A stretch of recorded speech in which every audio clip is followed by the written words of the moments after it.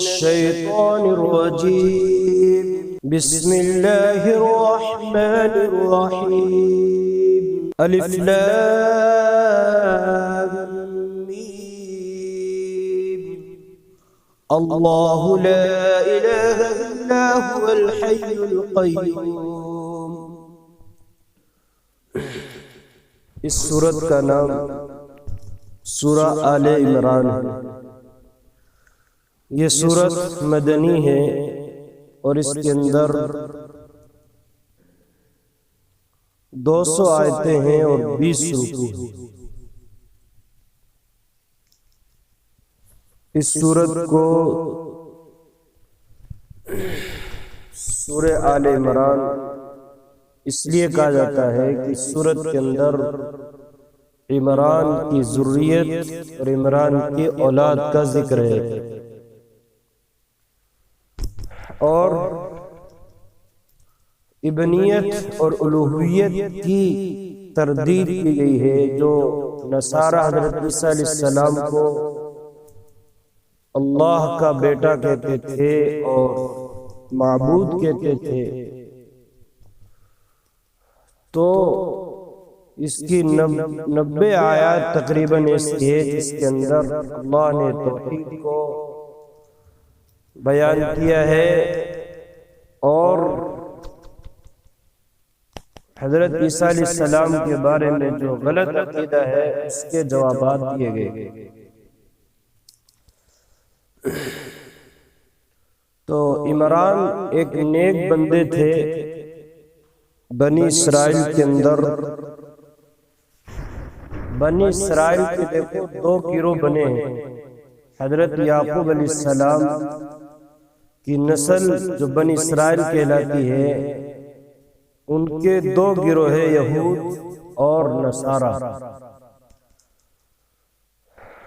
تو ان میں یہود و نصارہ میں آپس میں بڑی عداوت اور دشمنی رہی ہے.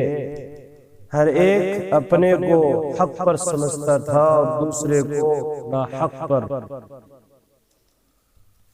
سورہ بقرہ کے اندر پہلے گروہ کا ذکر آیا ہے یہود کا، دوسرے اور حضرت یہ سورہ آل عمران کے اندر دوسرا گروہ جو نصارہ ہے، عیسائی ہے، ان کا ذکر ہے.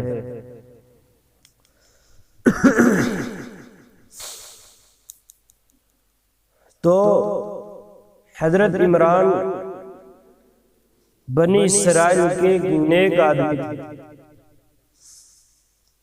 ان کی بیوی جب پر امید ہوئی تو انہوں نے منت مانی کہ میرا لڑکا جب پیدا ہوگا تو میں اس کو بیت المقدس کے لیے وقف کروں گی. تو یہ دعا تھی ان کی، لیکن اللہ پاک نے ان کو لڑکی عطا فرمائی، حضرت مریم. تو ان کو پریشانی ہوئی کہ میں اس کو جو ہے کس طریقے سے بیت المقدس کے لیے وقف کروں گی، تو لڑکی پیدا ہوئی ہے. تو اس کا پورا ذکر آگے چل کر آ رہا ہے تفصیل کے ساتھ. تو اللہ نے کہا کہ نہیں، لڑکے سے بہتر یہ لڑکی بہتر ہے.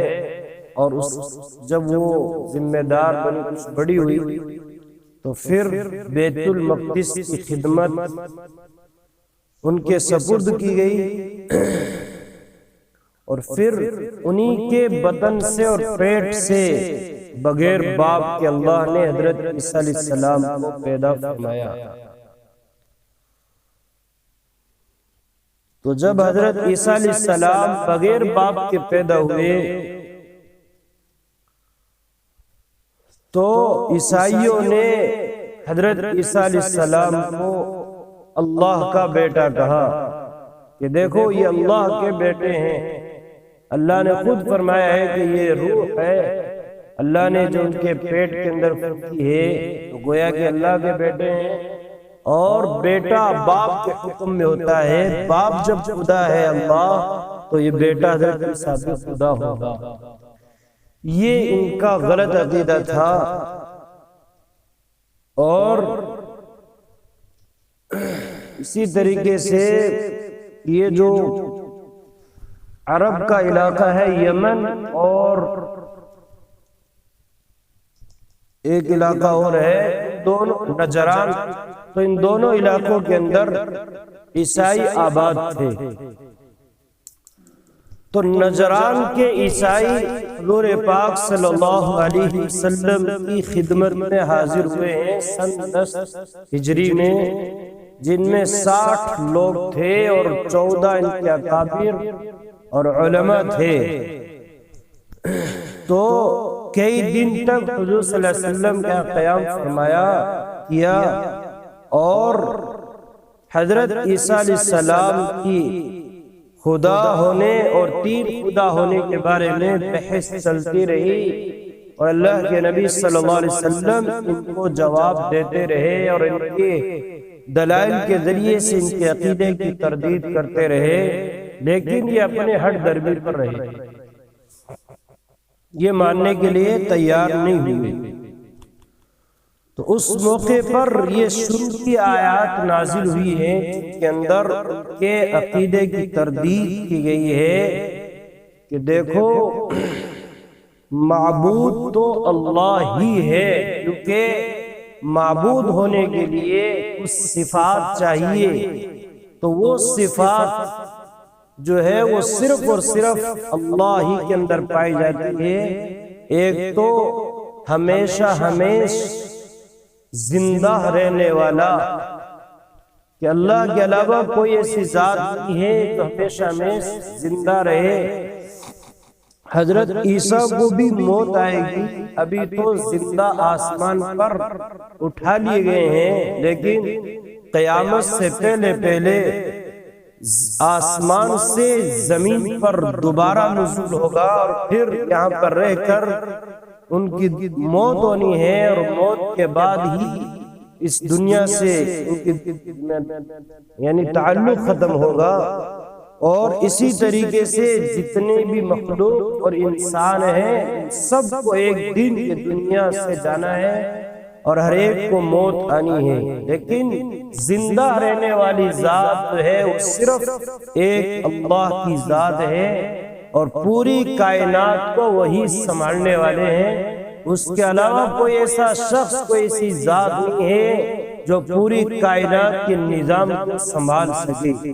حضرت عیسیٰ علیہ السلام خود اپنے آپ کو یہودیوں کے چال سے نہیں بچا سکے، اللہ نے خود ان کو بچایا ہے، تو اس لیے حضرت عیسیٰ بھی معبود اور خدا نہیں ہو سکتے ہیں۔ اللہ اس کے سوا کوئی معبود نہیں، زندہ ہے وہ اللہ، سب کا تھامنے والا ہے۔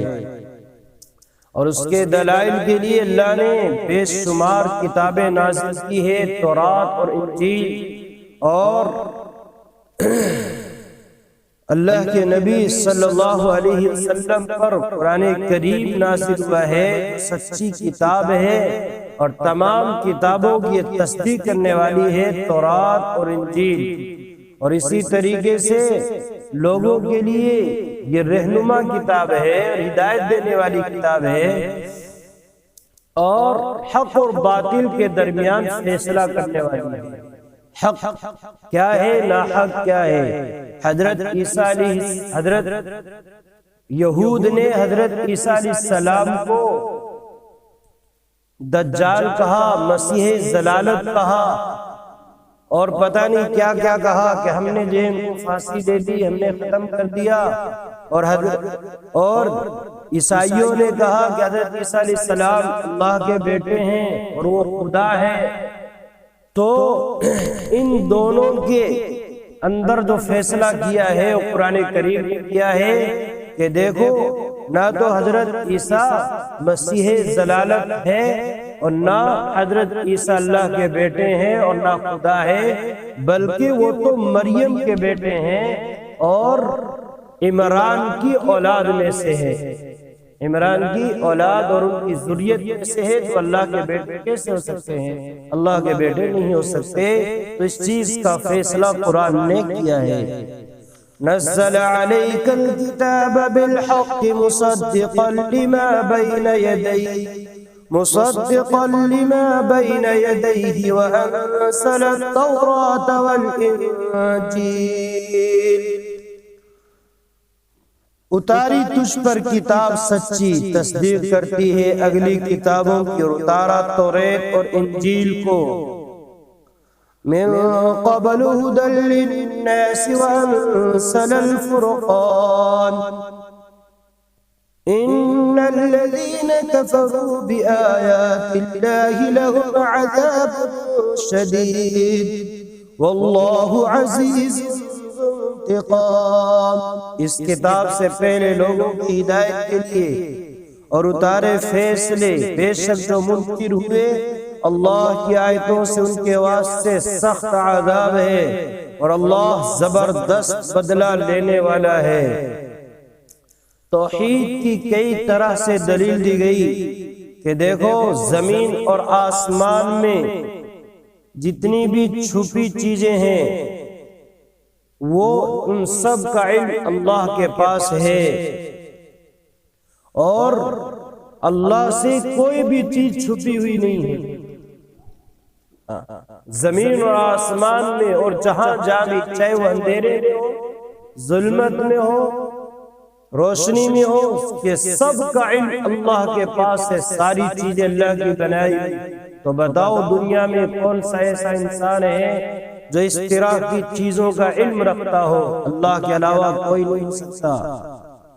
ان اللہ لا يخفى عليه شيء في الارض ولا في السماء، اللہ پر چھپی نہیں کوئی چیز زمین میں اور نہ آسمان میں، اور ماں کے پیٹ کے اندر، رحم کے اندر انسان کا جو نقشہ بناتا ہے وہ صرف ایک اللہ کی ذات ہے۔